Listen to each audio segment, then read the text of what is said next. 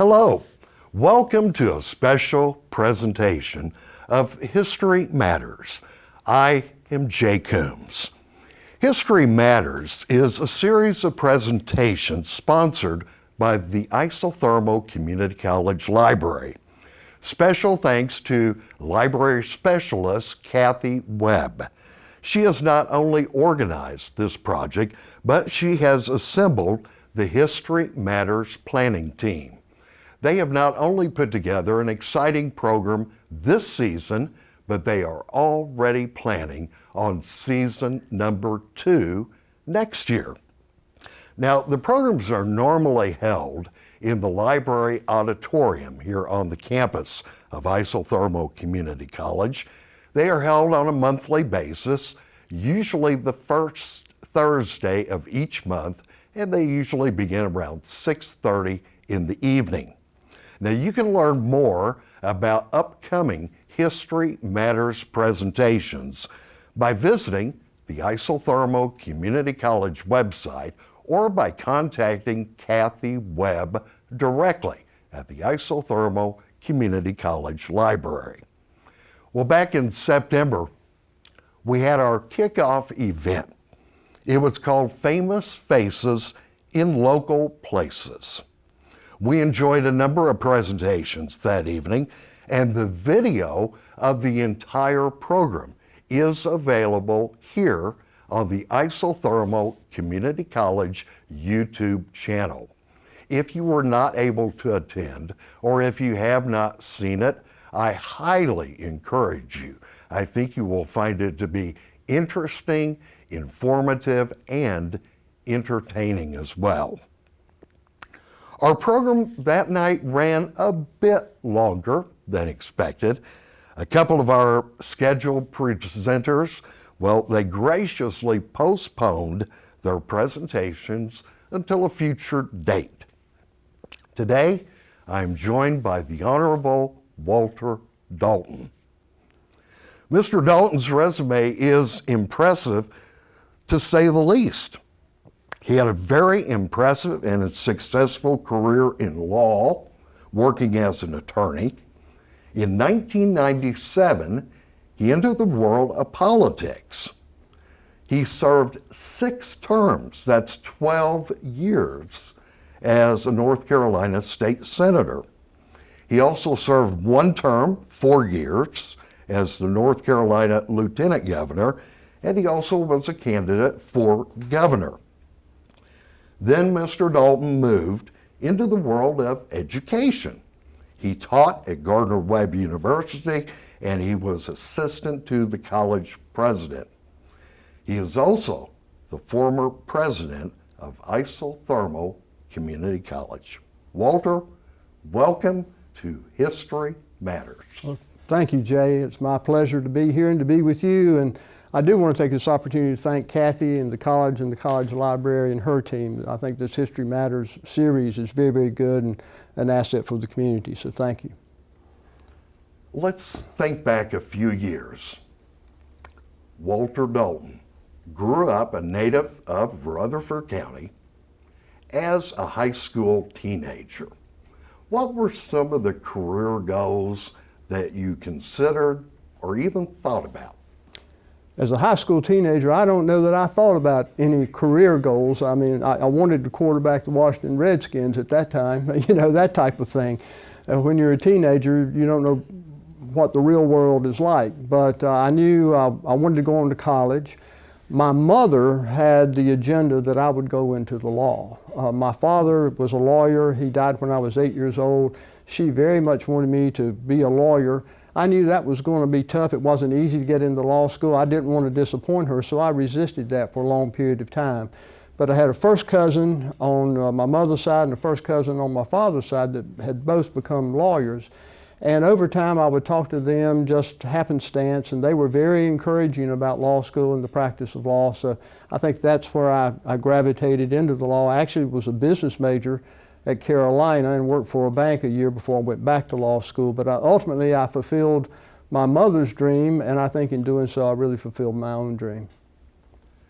I know that attorneys do not usually like to talk about specific cases, but during your legal career, what were some of the most memorable or satisfying moments? Well, there were many, and I love the practice of law because you're helping people, buying their first house, helping to create their business, planning their parents' estate and health care, helping people that are in trouble, and you know, that type of thing. It's about helping people. There is one case that I remember distinctly, though. I represented someone who had been injured when a BILO truck rear-ended them, and devastating injuries, and it happened on I-85 in South Carolina. But I was licensed to practice in South Carolina. I took their case and filed the claim against BILO, and we went to mediation. Now, that's not a trial, and the mediator can't even render a judgment. They just try to get the two sides together. But they scheduled it for Greenville, South Carolina. And my clients and I were riding to Greenville, South Carolina. If you don't know, that's base operations for BILO. So we take the exit off of I-85. We are on the BILO Parkway. It's a beautiful parkway. We go by the BILO Center, which is a beautiful building there. We go to downtown Greenville, and it's been refurbished and really nice in downtown Greenville. So I get to the mediation. A former Chief Justice of the South Carolina Supreme Court was the mediator. And again, it's not a trial, but he says, I've read the case, I know a little bit about it, but you know, I'll give you a chance to make an opening statement. Well, as we drove into Greenville, I was sweating bullets. We're in BILO territory. But I told him, I said, well, thank you, Mr. Chief Justice. And I said, I couldn't help but notice as we came into Greenville and got on that beautiful BILO Boulevard, that BILO cares about this community and its quality of life. They had to spend tens of millions of dollars, you know, lining that boulevard. And when we went by the BILO Center, BILO cares about this community and its quality of life. They had to spend tens of millions of dollars to build that center. And I'm sure they had a lot to do with the revitalization of Greenville's downtown. It's beautiful and improves the quality of life. And again, they spent a lot of money. I said, what BILO has to understand is they have absolutely destroyed this man's quality of life through the negligence of their driver. And they must atone for that. And the adjuster was in the room for BILO, and I looked at him and I said, and I think a jury's going to buy every bit of that. and so then I went into his injuries and everything. We went back and forth, but they upped their offer substantially to the extent I think my client was very happy with the settlement that we arrived at that day, and I was pleased for them. But that is a story that sticks in my mind, and there are a few others, but I don't know that we have time for all of those. But that's one that most definitely I remember because the cold sweat went to something I was very pleased with at the end. As an attorney, a lot of people think, oh, you're always in a courtroom. But obviously, there are a lot of legal proceedings outside of the courtroom itself. Did you actually enjoy trials in the courtroom, or were you more interested in the real estate transactions and the things that happen outside of the courtroom? I loved it all. It was a general practice. I was happy that I was able to do all those different things, and I hope and think I did them pretty well. I did have an AV rating with Martindale, which is the highest you can have for ability and ethics, and I got that at the earliest time, and I held it. So I was very pleased with that. But I like all of it. Trial work is exhausting and it's very stressful, but I enjoyed that. I played high school athletics, so it reminded me a little bit of how you get going in an athletic contest. And you prepare for it. I will say, I think the best jury arguments I never gave, because when you prepare fully for a case and you've got the knock 'em dead jury argument, usually, just as in the BILO case, I think you can convince them that they need to come to the table and settle, or whatever you're trying to convince the jury of, you can usually convince the other side. So it was invigorating, it was exciting to do trial work, but it was also very satisfying to do some of the other things. Like I said, a couple buying their first home, or helping them plan their business and those types of things. 1996, 1997, you decide to enter the political arena. Why? Well, I enjoy helping people. Like I said, at the practice of law, this was an extension of that, but my father had also served in the North Carolina Senate. I was born in 1949. He only served one term. He decided not to seek re-election because he had a very young baby at home. That was me. I'm 7 years younger than my sister, and my mother was 40 and he was 44, so I don't think they saw me coming. And so I put an end to his political career, but I always remember his picture of the 1949 Senate hung in the house, and I was always very proud of that. So it had been over 30 years since anybody from Rutherford County had ever served in the North Carolina Senate, so nobody thought I could win that race. Rutherford County only had 40% of the vote. Cleveland County had 60%. That was the rest of the district. It was an area that was beginning to trend Republican. I was running as a Democrat, and I was running against an incumbent. But I was able to win in a very close race. But every race after that was very tough because there was always somebody from Cleveland County that thought they could win. But I enjoyed my service in the Senate. I felt like I was helping people. I was helping this district. I was helping North Carolina in some of the things I did. And it was very satisfying, although it takes a lot of time and effort to really serve and serve well.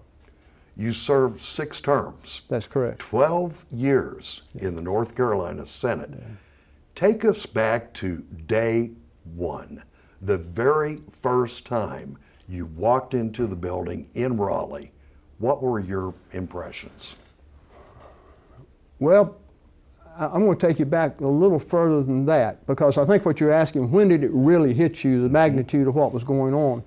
And a couple of weeks before that, Jim Hunt was being sworn in for his 4th term as governor of North Carolina. That was very historic. Nobody has ever served 4 terms, even to date, other than Jim Hunt. The inauguration was on the grounds of Broughton High School, and it was outdoors, and it was probably the coldest day we'd had in 20 years. It was 0 or below, the high. Really, they were going to sell coffee, and then when they would pour the coffee, it would immediately freeze in the cup. And it was so bitterly cold, but I remember James Taylor was there. He sang Carolina in My Mind, and I was sitting there with my family, and very proud of my family and the support they had given me, but I was sitting among the North Carolina senators. And I started thinking about all the campaign speeches I had given and the people who had gone before and what their vision had been for North Carolina and the good things that had happened. And I truly began to wonder, you know, man, this is a big deal. What will I be doing to help the people in my district, to help the people of North Carolina? And so it was pretty overwhelming really that day, plus being very, very cold. But when I went into the building, I felt good about the good people I was representing. And I was happy to be there, to have a voice, and I hope that voice was a good one for those 12 years that I served. During the years in the Senate, some of the most memorable or the proudest accomplishments? Well, I ran a lot of bills, but let me break it down, things I may have done that had a statewide impact, and then things I may have done for this district, and particularly since we're here at Rice and Thorne, Rutherford County. I was 4 years chair of education, and I had the public schools, community colleges, and universities, both policy and funding. And during that time, I did the bill that created the Innovative Schools Act that created early colleges in North Carolina. There had been a couple of prototypes, but no statewide effort. I'd been on the Governor's Education First Task Force, and that's something that resonated. There was a presentation, I thought it was good. It's a marriage between the public schools and an institution of higher learning, 4-year school or 2-year school, and you're trying to get a student through dual enrollment to finish a college degree 1 year out of high school. It really cuts a year off the learning process. It accelerates the learning, it ups the rigor because you're expecting more out of the students. It'll save them money, and it really prepares them better for the 21st century jobs. That effort was not easy. College presidents resisted it at first. Every one of them now will not give up their early college. North Carolina has more early colleges than any other state in the union. They have great success with them. The students are doing very, very well. We're proud of Reach here at Isothermal Community College, but I had to go around talking to superintendent of schools and college presidents to get them to buy in, and that wasn't easy.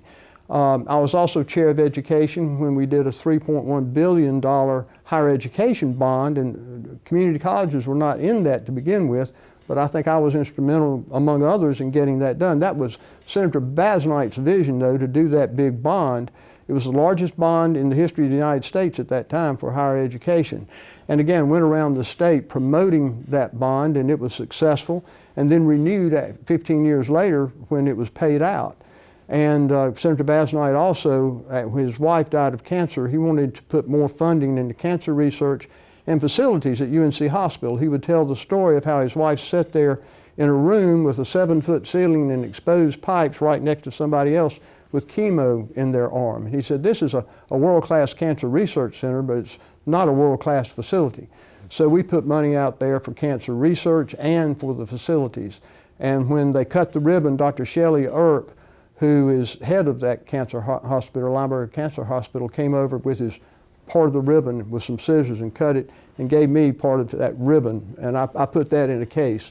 So that was very special to me. As far as this district, I was co-chair of education for 4 years, co-chair of the entire budget for 5, and that was kind of a big deal. There was one year we got $15 million. I put $15 million into the Senate budget to help buy Chimney Rock Park and make it a state park. It went over to the House, and lo and behold, when it came back, that $15 million was gone, and there was $15 million for an urban area that was in the district that one of the House co-chairs had. And so we really had a battle, because she was saying, oh, Chimney Rock's really not for sale, and we can do that later, and that was not true. But it was the very last thing nailed shut in that budget. It really, really was. People don't realize how close we came to losing that $15 million, but we held it. It's the largest appropriation from the general fund for a state park, I think, in the history of North Carolina. Other funds from the Clean Water Management Trust Fund, I think Golden Leaf, Parks and Recreation Trust Fund, Fred Stanback came in at the end with $2 million to help that purchase occur. The other thing is the state data center that we got that same year. We got $20 million for the state data center. Our IT department at the state said we're spending $4 to $5 million a year in Pennsylvania to do our secondary storage, and there's a week to 10 days return time before we can recovery time. We need our own. Well, it was an expensive item, $20 million at that time. A lot of people were not so sure they were for it. I said, I think that makes sense, but where are you going to put it? Well, they were looking at another location. I said, well, what are you looking for in the location? Well, we're looking for something that's away from the hurricanes, that's not at risk, and in a rural area. I said, well, you know, look at my district. I mean, get the best place. But look, I said, we're in the thermal belt, man. I said, we're in the thermal belt. You know, there's a reason we're called the thermal belt. And furthermore, this state data center would be perfect right on this land that the county owns. So they did that, but the key is, because of all that infrastructure being there for the state data center, Facebook is right next door. That the infrastructure was already there. So serendipity played out, and we got Facebook as a result of that. Mm-hmm. You made the move to lieutenant governor after 6 terms as senator. A lot of people are not familiar with what a lieutenant governor actually does. What were some of the duties and responsibilities that you inherited? That's an interesting question, because there are very few defined duties. Basically, your duty is you be ready if the governor cannot act. And under North Carolina law, if the governor is out of state, the lieutenant governor becomes the acting governor. And that happened a fair amount of the time. But nothing really changes. I mean, we've got text and emails and cell phones, so she was still very much involved, but I was technically in charge of the government. During those times, she was away. And a couple of hurricanes, she was out of the state, and I was called on to do a lot of the national newscast and things like that. But other than step in for the governor and be the president of the North Carolina Senate and preside over the Senate, very few defined duties, which it's nice because it's very flexible and you can make it what you want to make it. And again, I was very pleased that I got the legislature to pass something called the Jobs Commission that stood for joining our businesses and our schools. If you think about it, education's market driven. We're preparing people for the jobs that are out there in the economy. So we created the Jobs Commission, but what it was about is taking that early college model that I had been so invested in. There's 7 economic development regions in North Carolina. And I said, let's marry a specialized early college with an institution of higher learning and an industry in that region that creates a lot of jobs. So we're training specifically for those jobs. An example would be in Fayetteville or Cumberland County, Fort Bragg is a huge deal. And I found out they speak something like 60 languages in Cumberland County, and the special forces in the military, each one is assigned by hemisphere, and they are to know, not necessarily speak fluently, but to know a foreign language and its culture. So because of the international presence and the international need, we did one on language and global studies and global culture. And the reason we put that culture in, I remember talking to General John Mulholland, 3-star general over Fort Bragg. He liked the concept, but I said, we're going to do a language school. And he says, that sounds good, Walter, but you do language and global culture. If you do nothing but language and my people don't know the culture, you're getting my people killed. And I remember that very vividly. But that's what we did there in Northeast North Carolina, where agribusiness is huge. We had Avoca Farms as our partner, and we did an agribusiness early college there that involved 5 different public school systems. At NC State, we did one based on STEM and the 14 grand challenges of engineering, and time kind of ran out there. We went around the state conducting hearings, but all of those schools have done well. In fact, the one at State, I think, was named #1 in the nation, and I know the early college with the language has done very well, and they asked me back to speak at their first graduation. So, you know, proud of what we did there. And as a lieutenant governor, also the logistics task force, I chaired that, moving people and goods in the 21st century. And while I was in the Senate, I also served on the SREB board, Southern Regional Education Board, and I served on the State Community College Board and the State Board of Education. So a lot of experience there over the years, but all of it was very, very fulfilling to me. So it sounds like there were some similarities in what you were able to do as a senator and as a lieutenant governor. What were some of the differences between being a senator and being the lieutenant governor? 2 big differences: much more profile as a lieutenant governor, and number 2, probably much more power as an appropriations chair. When you're over the budget, I had people lined up at the door. Everybody wants to tell you their needs, and they're all great needs. They all have a case to make, and your job is to balance that budget. You know, there's been so much partisanship lately, but I always thought what the people really want is someone with common sense and good judgment. Forget the party label. I said, I used to campaign, I don't know if it'd play now, but I would say everybody in my district, Republican and Democrat, want the same thing. They want good roads, they want good schools, they want good law enforcement, they want low taxes. And it's hard to make all that work. And what they're really saying is we want someone with common sense and good judgment that can balance all of those things and do right by the people. And I hope and wish we could get back to that type of mentality, because that truly is what is needed. You have a Wikipedia page. I thought that was very interesting, but when I was looking over it, it labeled you as being a pro-business and a pro-education Democrat. Are you comfortable with that? Yeah, I'm comfortable with it, just like I said a while ago. I think education is market-driven. We are preparing the workforce for the future. Jobs has been such a big issue. If you're not pro-business, you're not going to have jobs. Now, I understand other needs exist there, but education, I think, has always reacted to the job market. If you go back to the 20s and 30s, the Industrial Revolution hit, and you heard this hue and cry, we need a more educated worker.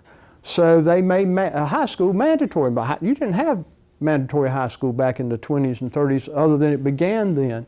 They said, we need something better than we're getting, let's have mandatory high school. Fast forward to today, And if you look at the need for STEM education, science, technology, engineering, and math, the jobs that are out there, you're really going to be much, much, much better off with something beyond high school. So the debate goes on about free community college or something like that. I'm not saying necessarily free, but we need to keep it very, very affordable. That's the beauty of the community college system.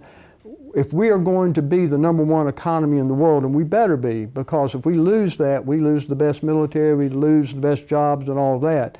We've got to fill those jobs with competent people. And so that linkage between business and education, I think, is absolutely critical. And I think they are married, and that's the reason we did the Jobs Commission, joining our businesses and schools. That links business and education right together. 2012. Kind of got a late start. There were some circumstances. The incumbent governor, Perdue, announced relatively late that she was not going to seek re-election. So you got a late start in the race for governor. During the campaign itself, as you're traveling statewide, what were some of your most memorable moments? Well, there were a lot. I mean, you're right, we got a late start. She announced, I think it was 10 days before filing. I was well positioned, I think, to run for lieutenant governor again, and that was my plan. When she decided not to run, I jumped into the governor's race and had a very tough primary, Bobby Etheridge particularly, but there were several in the race. And, but I will say campaigning statewide, both for lieutenant governor and governor, is a very rewarding experience, and so many great memories of the people you meet, the people that opened their homes and had an event for you, and those types of things. I certainly remember the debates. I think we had 3 or 4 statewide debates, 2 on UNC TV, 1 at a college down east, and I think 1 more by the chamber. And that was just in the general election, and about the same in the primary. I thought I did well in the debates. I don't know, but I was treated pretty well by the press. So I held my own, and better than that, I think. So I felt good about the debates. Again, it's like a trial we were talking about a while ago. It's stressful, you do a lot of preparation, but it's invigorating, it's exciting. So I remember the debates. I spoke at the Democratic National Convention in Charlotte. It wasn't a long speech, but 20,000 people, and that was kind of humbling too, to be there before that many people and get to speak. So, you know, I met so many wonderful people. I do remember filming one political ad, and it was here in Rutherford County, and we were out in a field, and the mosquitoes were just horrible. And we were out there for about 2 or 3 hours, and that was not a pleasant experience, I can tell you that. But it's amazing the things you go through when you're running a statewide campaign.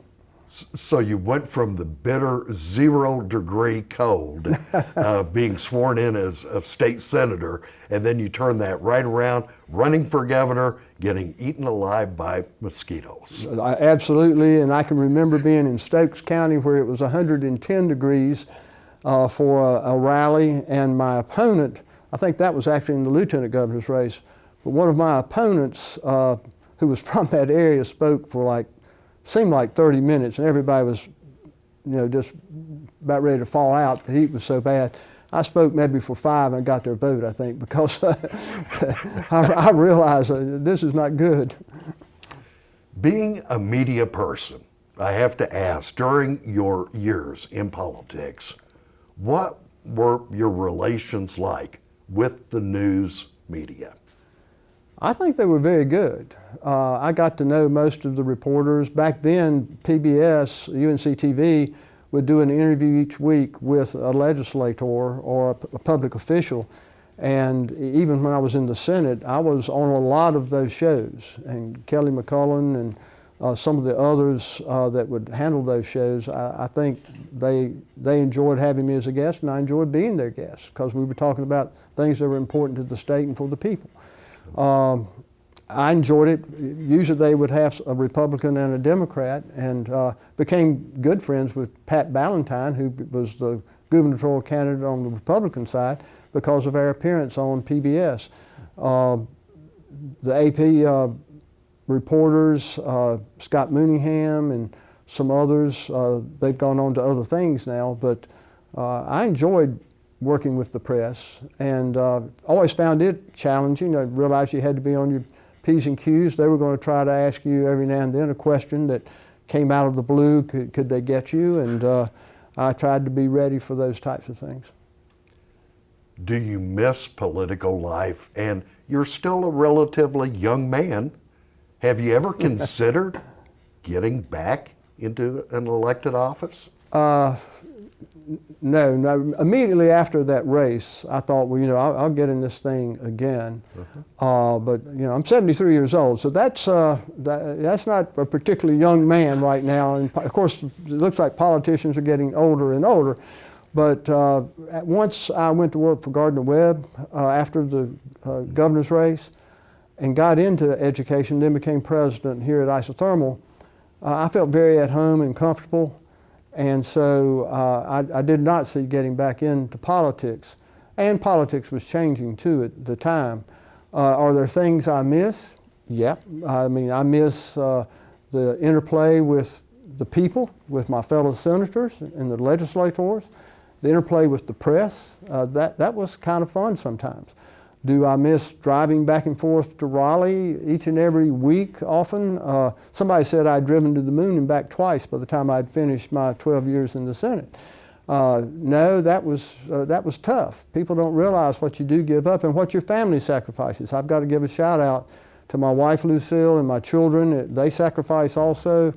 And Lucille's a great politician in her own right. She was on the Rutherford County School Board, the first lady to ever chair the school board, and the only person from Rutherford County ever to win the Raleigh-Dingman Award, which is for the top school board member in the state of North Carolina.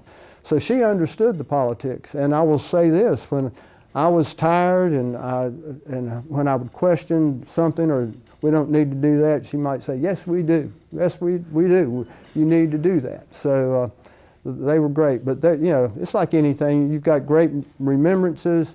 There are things that were fun that I missed to some degree, but I'm very satisfied with the life I chose after that race.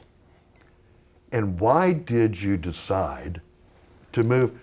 You started in law and then political life as elected official. Then you move into the world of education. Mm-hmm. What prompted that? I needed a job. When I was elected lieutenant governor, I had to give up my law practice. Yeah. And a great lady, Beth Miller, bought out the law practice. She had that. When I lost that race, I was 63, 64 years old. It's hard to build back a law practice from scratch again. I've done that, been there, done that, and built a very successful one. But I didn't relish building the law practice back. But in December, I was at an event with Frank Bonner, who was president of Gardner Webb College or University at the time. And Frank was talking to me, and I'd actually received an honorary doctorate of humanities from Gardner Webb years previous.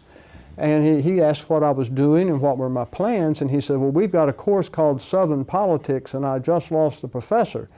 Would you be interested in doing that? And I said, probably. I said, I want to talk to you about it. And so ultimately it ended up I taught American government and Southern politics, and he brought me out on as in-house attorney for Gardner Webb University and special assistant to the president. So that all worked out well, and I told him up front, though, I said, Frank, I anticipate I'll be here until I go to the barn. I said, I think I'll probably retire here. The only thing that would get in the way of that is I've had a friend call me about thinking I should apply for the presidency at Isothermal Community College, and I have done that. And he said, well, I understand that, but he says it's going to take them a while to find a president. He said, I think it's going to be you. He hadn't talked to him, he was just being nice. But he said, you come on and to Gardner Webb, we want to have you. And that was a wonderful time at Gardner Webb, teaching the students. I enjoyed the interaction with them. The legal stuff, did a lot of legal issues surrounding the Big South Conference. I wasn't that familiar with the Big South before then. And then that morphed into the presidency here at Isothermal. Previously, you had served on the Board of Trustees here at Isothermal. In fact, you were chairman of the Board of Trustees at one time. You become president now of Isothermal Community College. Yeah. What was it about this job that interested you? Well, it's home, for one. Isothermal, I was well familiar with it. Some people wonder how a lawyer gets to be president of a community college, but it's not that incongruous if you think about it. My mother was a public school teacher. My wife was a public school teacher. I served on the board here at Isothermal, was chair of the board, chaired the education committee, policy and budget at the state level for 4 or 5 years, was on the State Board of Education, State Community College Board, and on that board at SREB. And I had visited most of the community colleges in the state. And the good news is they were always showing, as a lieutenant governor, when I traveled, they would show me their best stuff. So when I came to Isothermal, I knew a lot of good things that were happening throughout the state, but Isothermal is great. Isothermal had the opening. It was here at home. It seemed like a natural fit for me, even though I realized I didn't necessarily have the full skill set that I would need, but I knew I could get up to speed. And I needed to. We were beginning our SACS reaffirmation. I came in 2013, SACS reaffirmation was 2016. So I hit the ground running, but I think I skipped my knees a little bit maybe, but I got up running pretty well. During your time as the college president here at Isothermal, what were some of those shining moments? Because there were many. Well, the shining moments are the faculty and staff that work here at Isothermal, you included, my friend. Just wonderful people to work with. And the economy was transitioning. We no longer had the textile and furniture presence that we had once had. It was fairly well crippled, and TRINE equestrian was coming in, so we upped our game on hospitality programs, culinary programs. Human Services Technology has an equine element to it, but that's been a very successful program. We were a finalist on the Aspen Bellwether Awards, one of 10 in the nation, for Kim Wozisco's work in business sciences and an articulation we did with Western Carolina. It was called WISE, Western Isothermal Student Engagement. And as you know, in the applied sciences, which really deals with the trades, that's usually a terminal degree. It's not transferable like arts and sciences and others to the 4-year school. It doesn't require as much English and math. But why is that? And you know, somebody that's working here to get a degree in welding or carpentry, why can't they articulate to Western and go into their construction management program? So we did that, and it was rather unusual, and that put us into that final 10 for that national award. We also were the #1 business college partnership in the 58 community college system one year for our partnership with TRINE International Equestrian Center. And one thing that I'm very proud of that really is just now beginning to bud, I always felt that we do great workforce training at the community college, and particularly Isothermal. But we're training for jobs here. Why don't we train for jobs globally? And we had a global company here, Trelleborg. And really, this is something I would like to have seen statewide as the community college system doing. But I said, let's see if we can get a grant and partner with Trelleborg. Let them identify a real-world industrial problem. Let our students work with their employees, and hopefully students or employees in Sweden, their home base. We'll do it by internet. Let's help them solve a real industrial problem and do an exchange that our students go over there and then they come over here at some point in time. What that does is, one, it certainly gives the students a great international experience, but it creates Isothermal as a mecca for global training. You know, rubber-coated fabric here is the same as it is in Milan, Italy. Your weights and measures may be different. There may be some other things you have to learn, but there's no reason we can't do that same training here. So we can train locally, but why don't we train globally? And if we want to increase our FTE through online learning, we can have students in Sweden enrolling here. And from an economic development standpoint, what better place to come and put your new business than a place that's into global education and workforce training and has a relationship with a global company. So I'm excited about that. I talked to Nathan Fisher the other day, who's the welding instructor. He had just gotten back from Sweden, and he said, I can't wait to tell you all the stuff. He said, that was such a wonderful trip and so beneficial to the students. He said the students loved it, and I'm glad they had that experience. But that, we don't need to forget that initiative. That initiative could grow into be something very, very special for this college. Also, during your time as president here at Isothermal, you were president of the President's Council, I don't know the official name, but of all 58 community colleges in the state. During your time here, you were also the president of their group of presidents. That's right. And I was very humbled and grateful that they elected me president because, again, as you said, looking at my background, I was afraid that they would all look upon me as an interloper and what is he doing here? And that guy's just here to make time. I'm never anywhere just to make time. If I'm about my work, law, politics, education, I'm about my work. And I think they saw that, and Isothermal was doing some good things. That partnership with Tryon Equestrian, the award we got there, Bellwether finalist.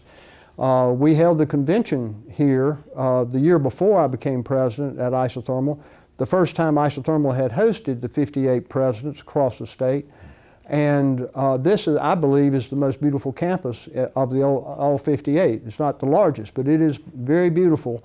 And some wondered if we could handle a convention that size. And for Rutherford County tourism and everything, they can look to that and point to it. We handled it very well. The Hampton Inn was full, Holiday Inn about full with it. And we did everything at the Foundation, which is the performing arts venue here. And we used our own isothermal talent one night, which, as you know, is very impressive. And I think they've thoroughly enjoyed that. So it was great to serve as president for a year of the 58. You serve 1 year, you can't seek re-election. But I was honored to do that, particularly since I'd only been here a short time. What do you foresee for the future, not only for Isothermal Community College, but for the North Carolina community college system? I see great things, but you know, there's strengths and there's weaknesses too. Our strength is our affordability, our availability. We say that we're 58 strong. Everyone is within 30 minutes of a community college. We do great workforce training. We can do global training, as I said. We need to have a continuing bettering relationship with the four-year universities. Erskine Bowles, when he was president of the university system, said that we need to leverage our community college to a greater degree. They do great training, they do great education in the arts and sciences, their transfer degrees. Same thing as you're getting first 2 years in our colleges. It costs money to build dormitories, it costs money to build cafeterias, will be cost effective. If we leverage those community colleges and let them transfer into the 4 years schools, don't give up your first 2 years at the universities, but we don't need to expand them so much. We need to take advantage of the 58 colleges in this system and make them as strong as possible. Isothermal, I think, has a great future. It's in a rural area. The challenge is, we're seeing this in a lot of rural areas of North Carolina. Population is beginning to dwindle a little bit. FTE is down in some of the colleges. And again, that's one reason I thought about the Swedish deal. But we need the word consolidation comes around. We've got 58 colleges. Do we need 58 colleges? Can't we be more cost effective if we consolidate some of these?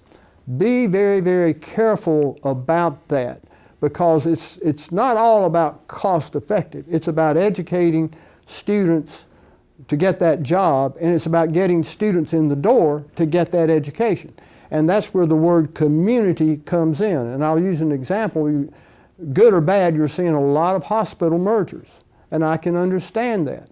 But when you do that, what you're also seeing is, as a result of the merger, the big systems have all the specialists, and they're living in the cities. And yes, we'll come there on Wednesday, or you can come to us on Friday, or we might do telemedicine, but they're not in the church pews, they're not on the Chamber of Commerce, they're not involved in community, they're not part of the community, and therefore they're not part of a community college. And if you start consolidating the community colleges, you're going to lose that sense of community. And for the few dollars you may save on the bottom line, you're going to lose some people that decided not to come to community college because they don't feel it's very community oriented. Yeah. We've been reflecting upon basically 3 different careers: a law career, elected public office, public service career, a career in education. Is there anything that we have missed that you would like to include or add to the discussion? Well, a little bit. To your point there, I tell people I spent 33 years practicing law, 16 years in the political arena, and 8 years as in community college system, or almost 8 years. And I said, that means I'm as old as Methuselah. And thank goodness those overlap. But what I would like to again say is thank my family for all of their support. I could not have done it without them, and it was hard on them. It's not easy. Some of the things that are said during a political campaign, I know there was one campaign where I thought Lucille was going to go into World War III because they had distorted my picture and face, and it was pretty nasty. But it's politics. You know, you don't like it, but you understand you have to live with it. But and sometimes, you know, people would say something to the kids at school of political nature, and they didn't need to go through that. And kids ought to be hands off. But that was tough. But I certainly want to thank them. Thank the people who did vote for me in those many races. That last one, I wish I could have won it, but very humbled by their support. Again, I hope they do a better job redistricting. Rutherford County, in the last 50 years, I'm the only one that served in the Senate. That's not right. We need a district where we at least have a competitive chance. And the way they've redrawn it, we don't even have a House seat now in Rutherford County. We have no one sitting there in either the House or Senate in Raleigh that is from Rutherford County. So I hope that as in the future, in those redistricting, we get representations. But just want to thank, talk about the 3 careers, thank everybody that helped me in the law, in politics, in education, you included. And again, I'll conclude particularly with my family and my wife, who was there every step of the way. And if I've had any success in anything, she deserves a whole lot of the credit. And where I haven't had success, I deserve the blame because probably I didn't follow her advice. Walter, thank you. We appreciate you joining us here today. This has been a special edition of History Matters, and it is sponsored by the Isothermal Community College Library. Our guest today has been the Honorable Walter Dalton. I'm Jay Coombs, and we thank you for watching.